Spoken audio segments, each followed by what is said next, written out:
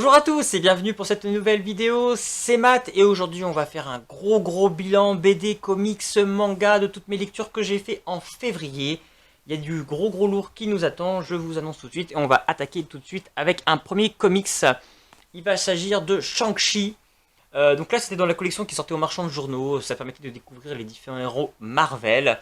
Et donc il y avait une petite compile là, de différentes histoires de Shang-Chi. Donc on a l'arc de Spider Island. Et puis sinon une histoire de Shang-Chi.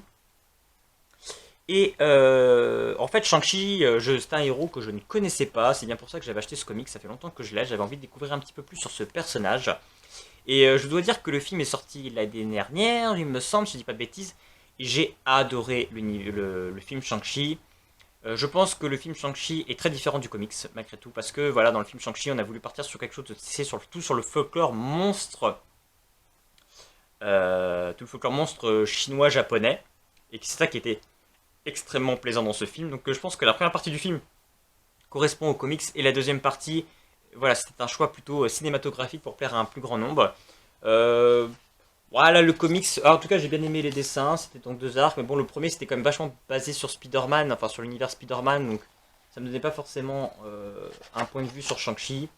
Voilà, on nous explique bien que c'est un héros qui n'a pas de pouvoir, qui est que le maître du kung-fu, et qu'il est très proche de Iron Fist. Donc Iron Fist qui va être récupéré par Disney, qui récupère la série qui était à la base sur Netflix. Donc on peut peut-être supposer qu'il y a peut-être un lien entre les deux, parce que forcément ils sont un petit peu dans la même veine. Donc voilà, c'était plutôt plaisant. J'ai passé un bon moment de lecture. Ça m'a permis de découvrir un petit peu plus sur le personnage. Il a quand même des liens avec des choses assez mystiques aussi également. Donc pourquoi pas avec des choses avec Doctor Strange par exemple au cinéma. Mais voilà, j'ai bien aimé ce personnage. On développe quand même comme quelqu'un qui a quand même un fort mental. D'où le fait qu'en même temps, d'où je fais, je pense, par sa maîtrise des arts martiaux. Donc voilà, petite lecture sympathique de quelques histoires comme ça. Forcément, c'est pas une histoire globale, c'est qu'un petit aperçu. Donc de Shang-Chi. Je vais enchaîner avec, pour parler de Vinland Saga 24 et 25. Moi, c'est un manga que j'adore, Vinland Saga. Vous avez également l'anime que je n'ai pas vu, mais sur Amazon Prime si ça vous intéresse. Voilà, c'est quand même toute une épopée à l'époque des Vikings, à travers ce jeune garçon qui veut venger la mort de son père. Et là, on est quand même encore plus loin, donc voilà, il a grandi et il veut rejoindre le Vinland Saga, qui est donc quelque part vers en Amérique, on imagine. Donc il veut traverser tout l'océan Atlantique pour rejoindre le Vinland Saga, parce que là-bas, pour construire une nouvelle contrée où il n'y aurait pas de guerre. C'est son but. Et dans cet tome, on est vraiment dans la réalisation de son but. Avec tous ses amis, il est en train de préparer en fait son expédition. Et on le suit donc à traverser l'Atlantique, etc. pour rejoindre le Vinland Saga et découvrir cette terre promise. Donc c'est des tomes plus en blabla, plus en organisation, plus en voyage. Il n'y a pas de combat, il n'y a pas de guerre. Donc on est vraiment sur un atmosphère très différent des premiers tomes de Vinland Saga.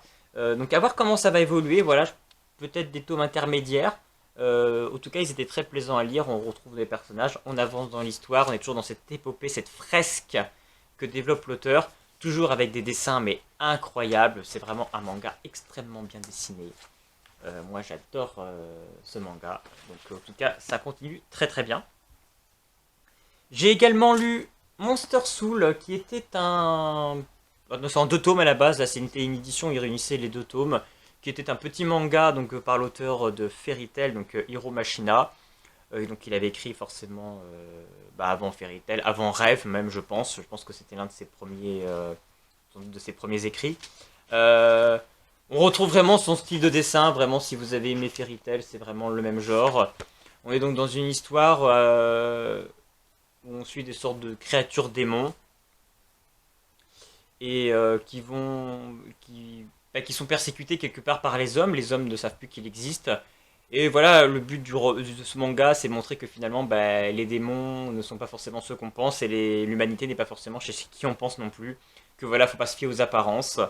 Donc voilà, c'est un petit peu le but. C'est vraiment dans la veine, c'est du shonen, vraiment très basique. On est vraiment dans la veine de Fairy Tail. Voilà, c'est plaisant à lire, c'était divertissant. L'histoire est assez simple. On est vraiment dans ce que fait Hiro Mashina en général dans ses mangas.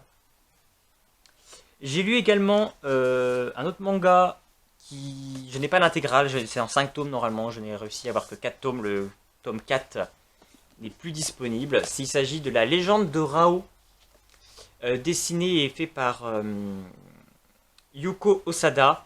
En fait, j'avais pris ce manga à l'époque parce que j'adore ce dessinateur et mangaka. J'avais lu beaucoup de choses de lui, Magara, Toto, entre autres.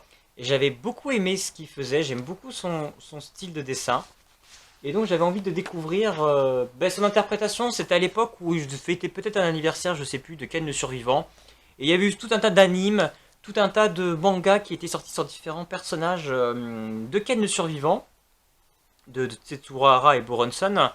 Et chaque auteur, en fait, à qui était confié, devait créer une histoire ou et dessiner par rapport à un des personnages donc, de Ken le Survivant. Et là, c'était donc centré sur Rao. Donc on a tout le passé de Rao jusqu'à la fin finalement. Donc c'est plutôt intéressant. On retrouve bien l'univers de Ken le Survivant. Encore une fois, j'adore son style de dessin, donc j'étais vraiment pris.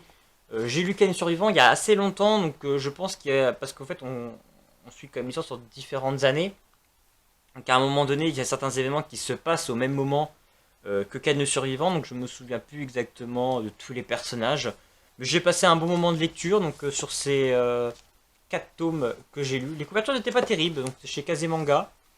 Donc voilà, ça c'était le 5e tome. Même si j'ai pas eu le 4, j'ai quand même compris l'histoire. J'ai un saut, bon, j'ai raté certaines choses. Je pense que le 4, justement, se passait un petit peu plus au moment de Ken le Survivant, justement. Donc, voilà, c'était très plaisant. Ça faisait plaisir. L'univers de Ken le Survivant est toujours assez plaisant. C'est un univers post-apocalypse à la Mad Max, avec ces personnages qui contrôlent le Hokuto no Ken, qui en touchant différents points vitaux peuvent tuer n'importe qui.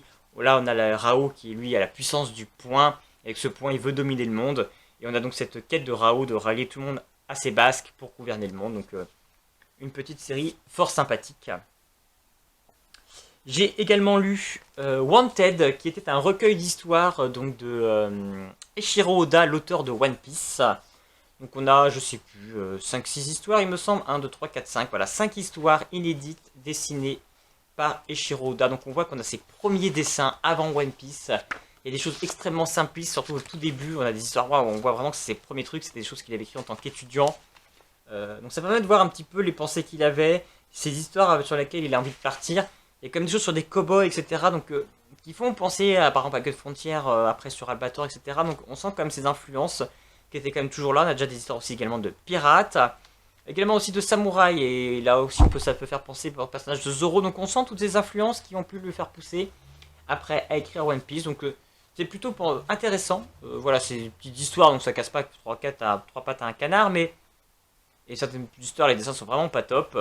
Mais ça permet de voir un petit peu la pensée de l'auteur et le cheminement qu'il a pu avoir jusqu'au célèbre manga One Piece. J'ai également lu les 2 derniers tomes de Dr. Stone, enfin le dernier tome sorti le 18 et le 19. Dr. Stone, donc là, qui je rappelle, ce manga où il y a une terrible attaque qu'il y a eu sur la Terre qui a transformé tout le monde en pierre. Et des milliards d'années après, certains ont réussi à se réveiller, en l'occurrence Senku, et il essaye un petit peu de réinstaurer la science dans ce monde où la science n'existe plus. Et là, Senku doit faire face à un autre scientifique, le docteur Zeno, je crois, si je me rappelle pas. Et là, voilà, c'est science contre... Non, mais c'est docteur Xeno. Donc là, c'est science contre science. Nous avons donc une nouvelle bataille. On apprend un petit peu plus aussi sur le passé de Senku. On comprend peut-être le lien aussi qui l'unit finalement à ce docteur Xeno. Donc des tomes toujours aussi intéressants dans Dr. Stone.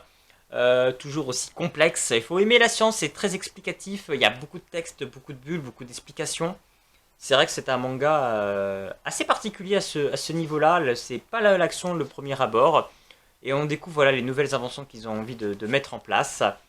Donc, à voir un petit peu comment tout ça va... On sent qu'on s'approche peut-être un petit peu de la fin. Et en tout cas, ça finit l'arc de cette guerre contre le docteur Xeno. Et ça va partir sur une nouvelle quête. Donc, à voir un petit peu la suite que ça va entraîner. Mais en tout cas, c'était plutôt intéressant. J'ai également lu beaucoup de Fairy Tail. Beaucoup de Fairy Tail.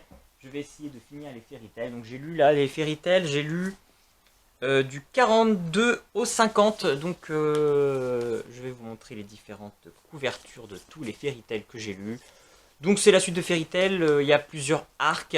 On découvre dans un des arcs justement un passé autour donc enfin de Natsu et donc de Draknir. On apprend un petit peu plus sur les raisons qui a fait disparaître ce dragon.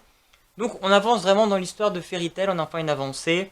Après à côté, voilà, on est toujours sur des aventures, sur des différents arcs narratifs avec des combats pour sauver le monde. Les bons sentiments, voilà, c'est toujours Fairy Tail, on est toujours dans cette même dynamique, cette même logique.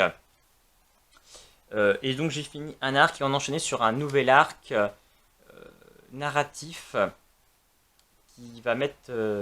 parce que là encore, il y aura encore un saut dans le temps.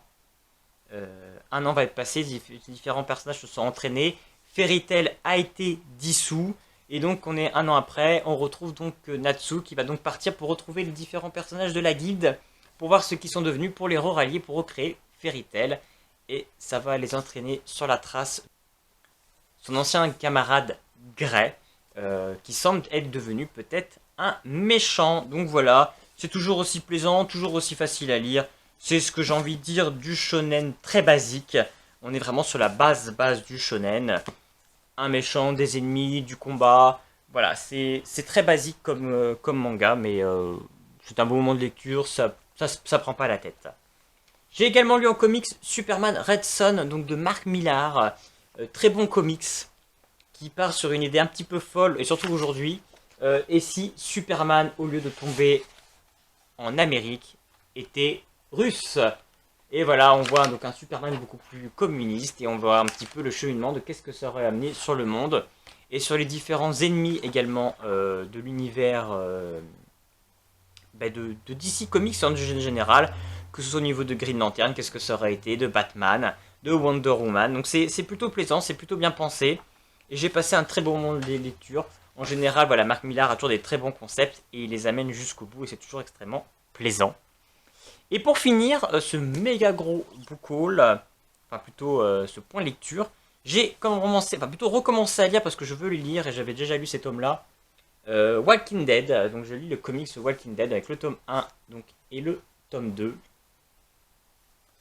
Donc pour le moment c'est assez fidèle à la série de ce point de vue-là. On retrouve quasiment les mêmes personnages, donc on retrouve le début avec le personnage de Shane, avec sa femme, Rick qui va être sauvé de la même manière. Et, voilà, on retrouve vraiment le même point de départ. J'aime beaucoup comment c'est dessiné. C'est en noir et blanc, c'est plutôt pas mal. Donc on retrouve vraiment l'atmosphère pour le moment de Walking Dead, de la série.